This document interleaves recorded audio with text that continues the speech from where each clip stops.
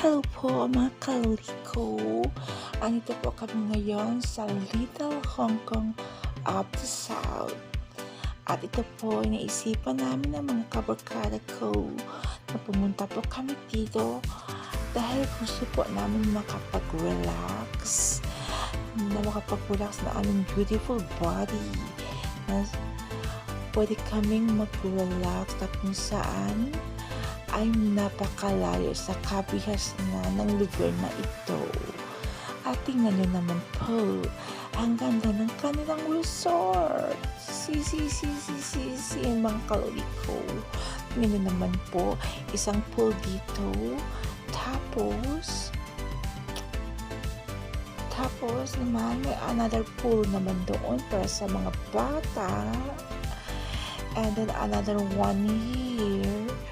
Kayo na po bahala kung saan niyo po gusto pong magtampisaw ng buong araw. Wala po kayong problemahin.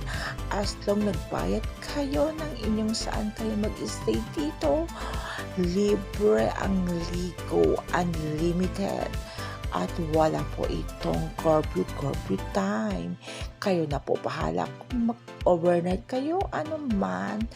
At ang kanilang stop po ay sadyang napakabait na lodi ko. Tingnan niyo po.